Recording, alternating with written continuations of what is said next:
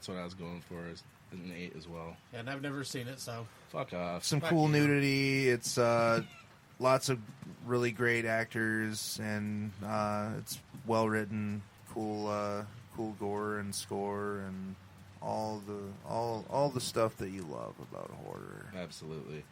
We're going to 1992 Fortress. I got to revisit this one. I watched that one as well. I didn't get a chance. Love held Fortress. up. Fucking love It Fortress. held up, too. Yeah, dude, it's so cool. Yeah.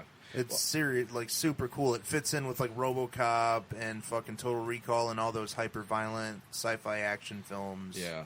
And you know who was originally supposed to be in this? Other than Lambert, No. instead of Lambert. Yeah, Arnold Schwarzenegger. Really? Because of Reanimator. Because of his body double guy. Yeah. He befriended Schwarzenegger. He's like, I want you to watch this movie I was in. So Arnold watched it, and then he loved it so much he had a screener at his house and invited a bunch of people over. And he said he wanted to work with Gordon, so he contacted Gordon, and Gordon had this Fortress idea or whatever. For some reason, I guess it was Last Action Hero, maybe? That was around, well, what year was 92. 92 would have been Terminator 2. Was that 91 or 92? I don't know. I think Last Action Hero was 93-ish. So it could have been... It's one of those movies, but... So the budget was going to be about $80 million. Oh, And then when he dropped out, it went down to like around $10 million. That son of a bitch. Yeah, it was fucking... It fucked it. But it's still, I mean... I love Christopher Lambert, man. Yeah, he's so... Like, between Highlander and, like, Resurrection and fucking Mortal Kombat, he's... He's got that neurotic thing about him, I guess, in his voice. I am French, but I am American, Yeah, and you cannot tell which one I am more. Yeah, I don't really understand his affliction on his voice. I don't know if it's like if he's putting on an act, but he sounds like that in every movie. I don't know. We'd have to find him at a convention and have him do our intro. It's super funny that in Highlander they cast Sean Connery, a Scotsman, to play a Spaniard, and they cast fucking Christopher Lambert, a Frenchman, to play a Scotsman. So weird. I've always thought that was funny. But Fortress also has Jeffrey Combs in it. Yeah, and Tom Tolles. And it's got Clifton Gonzalez, but it's Clifton Collins Jr. now. You know him from the Stoned Age. The Hispanic guy. Yeah, he's been in a lot of shit now. The old black guy's in some stuff, too. He Yeah, was in, like, Demolition Man. Yeah, I don't remember what his name is. And Kirkwood Smith, obviously, of RoboCop fame. Mm-hmm. And Lori Loughlin from... She was in that? What are you talking about? She played the woman. Lori Loughlin was in fucking Full House. Oh, no. Shit. Wait, who? Who did she play in Full House? She was Jesse. Oh, okay. Lori Loughlin was. Lori Loughlin. Okay, this is Lori Loughlin. That's what I said. I thought you were messed up and was talking about Lori Christ. Loughlin. No. Or whatever. No, this no. is Lauren Loughlin. Lauren Loughlin, sorry. Okay, my bad. Oh, this is all my fault, but whatever. Yeah, Fortress is great. It's super violent. The story is really cool. You know, I love prison movies. I've always been a sucker for prison movies. You know what year that took place in? 2029 or 2017. 2017. This Oh, year. really? Yeah, this year. Oh, huh. Yeah. I guess I didn't even notice that. It is pretty cool. The Intel Corporation. They were way off. I would give Fortress an 8. I would give Fortress an 8. And we're going to jump up to 1995, Castle Freak. You got to revisit. I did watch Castle Freak. I've seen Castle Freak many times. I really enjoy it. It features Combs and Crampton, you know, and in a nice Spanish or Italian setting. Lots of Italian actors. The castle that they film in really lends to it. It's fairly sleazy and gory, and it might be like his most mean-spirited film. Like, the violence in it is like savagely violent. I've seen your friend write that, Derek. Yeah. It's also loosely based off The Outsider by Lovecraft also. I knew that there was a Lovecraft connection to that one in a way, but that it wasn't like officially a Lovecraft film or whatever. Yeah. Yeah, that I had no clue. Yes. Yeah. The writers are Stuart Gordon and H.P. Lovecraft. It's one of those movies that, like, you see it the first time and you're like, oh man, this is pretty great, and then like the hooker reaches for his junk and dude. rubs his dick stump, and you're like, holy shit. The makeup that they did for that, it's one of the only like total body, you know, head to toe makeup prosthetics. The guy was in the chair for 6 hours a day getting makeup done. Getting his dick removed, pretty much. Yeah, it's really great. I love Castle Freak. I would give Castle Freak a 9. 8.5. Wow.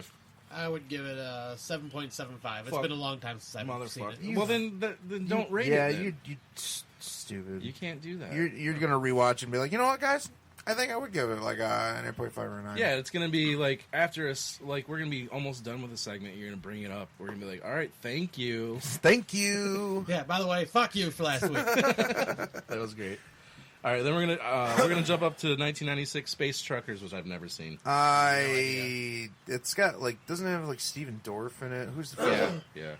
It's not. Oh my god, it's not Debbie awful. Mazar or something. But that it's one. not really. It's not good either. It's Maybe his worst one. no. I would say the ice cream suit one is probably the worst. That doesn't count. It's a movie that he I directed. know, but like, The movies that you could think are like his style, I would say that it's his worst one, definitely. So moving on from that, I would give that one like a 6. all right. Well, then we're gonna jump up to the Wonderful Ice Cream Suit. We don't have to. I watched the trailer. I've never seen it, and it looks like a Mexican family friendly movie Yeah, that I've never seen. like a family of Mexicans. I've watch seen like annually. clips of that one. It's not but racist, Scott. Don't look at me like No, that. I just never even heard of this. It's really, from what I've seen, it's really hokey and silly. Yeah, and these group of buddies see this suit and they can't afford it, so they all go in on it. So they have to like share it, but they get all their fantasies and desires. But then people start fucking it up. So like, you can't drink. it's like a monkey's paw thing, but not like, not violent or mean or anything. We're gonna skip past Honey, I Shrunk the Kids, the TV show. He only did one episode. Never mind. We're going to 2001 Dagon, which we'll talk about in a little bit. And then we'll go to 2003 King of the Ants. That's a good one. I like liked King it. of the I liked Ants it a a lot. lot. Never I seen haven't that seen either. it in a long time. The budget was $300,000. That's low as Yeah. fuck. That's like Roger Corman low almost from like Yeah. the 60s. Roger Corman was making those movies with Vincent Price for like $200,000. Mhm. So think about that. You know, And I mean, when you in watch, the 60s. yeah, and the quality of the movie doesn't look like it. No, it's- so 40 years later, Stuart Gordon achieved what Roger Corman did on like a mad grandiose scale in the 60s. And there was I don't remember what Trauma DVD I had, but it was an extra where Lloyd Kaufman. Well, it's Get set off up. my food. Get the fuck off my food, fucker. All right. Wait, what? I don't remember what Trauma DVD this extra was off of. I have to leave that in now because you're laughing. I could have edited it out and like nothing happened. Like Trauma DVDs are chock full of special features, but there was this one where Lloyd Kaufman. It was a setup where he's like, "I'm gonna go mess with Stuart Gordon and blah blah blah," and just bothering him. I've never seen that. And he goes up to him, and Stuart Gordon acts like he doesn't know. He's like, Stuart. He starts talking about his budget on movies and how he gets it done, and he brings up King of the Ants and tells the budget, and he's like, "How do you get people like Kari Wurr and George Wendt in those movies?" He's like, "Well, actors take roles for money a lot that they don't like, but when they get interested in something that's actually interesting, they'll do it fucking like minimum pay or scale wages or whatever." So that's how I know about that. But Lloyd Kaufman, notoriously cheap, wanted... It was just interesting to me that Lloyd Kaufman was talking about Stuart Gordon in a budget of a movie. Right. So that's that. Maybe he was trying to mine him for info and like, how do I get more out of my money? Yeah, because Stuart? he doesn't get big name actors. This is Lloyd Kaufman, and I need to know how to make more money. If you want to hear Lloyd Kaufman, listen to our intro, motherfucker. Yeah, motherfucker. Well, I think they Do probably you have should that by this intro? point. No, you Yeah, fucking don't. I mean, if you've made it this far, you've heard the intro. So next. Actually, go back and listen to it again and be impressed. Next. Okay, next is Edmund, which I finally got to watch. Love Edmund a bunch. I was shocked how good this movie Yeah, was. it's like incredibly good. As far as like the whole I'm done with society and I'm going to lash out type movies like Taxi Driver And and Falling Down, and what was the other one you God mentioned? Bless America. Yeah, God Bless America. You know, there are a few of those. This one is one of the better ones. I think, personally, the dialogue in this movie is probably the best dialogue in a Stuart Gordon movie. If you watch William H. Macy, in almost every scene in this movie, he goes on a rant or he's got something, it draws you in. Oh yeah, I mean, Macy is always electric, even if the fucking like project he's doing isn't good, which is very rare. He usually chooses to do good stuff. Now he's stuck in that shameless fucking. That show is just stupid as fuck. It's a soap opera. I watched it, and I was like, "Why?" I'm on like season 2. I'm like, "Why am I watching a soap opera?" It's just dumb. Yeah. I mean, it's good performances. Like, but Edmund features a little role by Combs as like an innkeeper. Oh yeah, in the hotel. It's very. It's like 15 seconds. It's very brief, but he's very effective and memorable. I was telling Randy this from the beginning of the movie, the way this guy's life is to the very end. I've never seen such a dramatic turnaround. Yeah, it's the end is so fucking comical and fucked up. I just couldn't believe the credits were rolling. I was like laughing pretty much until I hit stop. There are a lot of horror elements to Edmund, Absolutely, but basically it's just a drama more than anything else. But I would give Edmund a 9. I'm giving it a 9 also. Give it a 9. I had never seen it. Damn it, Scott. All right, we're gonna go Stuck. Going up to 2007, Stuck, which is based on an actual crime. Yeah, real life event. This one is solid as fuck. Stephen Rea is an awesome actor. I love him. Mm-hmm. He's really great. Mina Savari, she's good. She's usually good. She's really good in this. Really good fuck scene in that. Yeah. She's riding that shit. She's all about the BBC. I think this is the one that I watched at your house. This is Craigslist, bro. I think you introduced me to this one. I may have.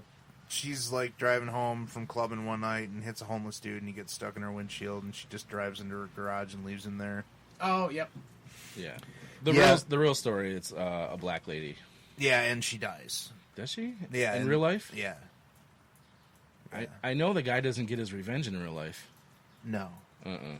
No. Oh, no. The woman who did it doesn't die. The guy dies. The guy dies. Yeah. The homeless guy dies. Yep. I've always thought that maybe Stuart Gordon made her a white lady so that it didn't play into like so that it wasn't super racist or something. Yeah, that's what I was thinking too. I don't know. And then also have her get fucked by a black dude too. So it's super not racist. That's reverse racism. But yeah, it's really good, really, really well acted. You would think that like an entire movie about a guy being stuck in a windshield in a garage would be boring, but it's not. It's not. No. It's really excellent. It builds paranoia very well. I would give it an 8. I was going to give it 8.25. Scott? I'd go with an 8.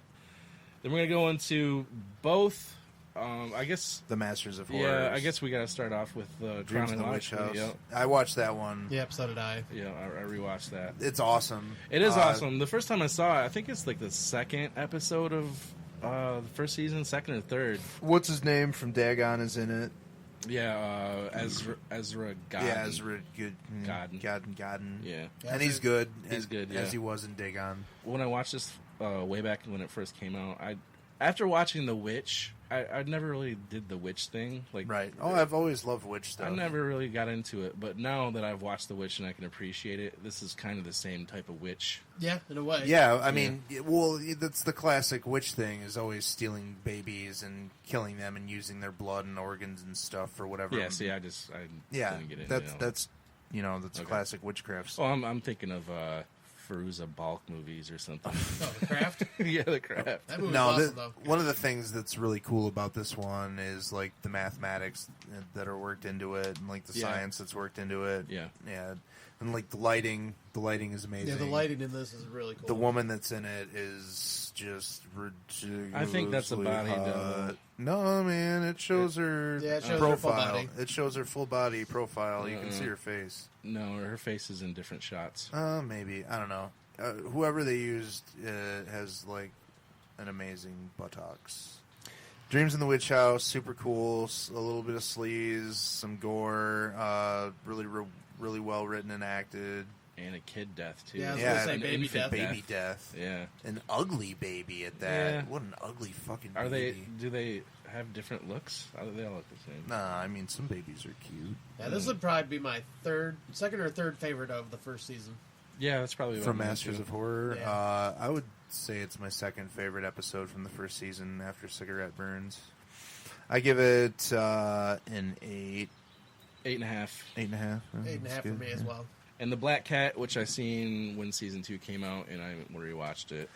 I haven't rewatched it in a while, but I've seen it several times.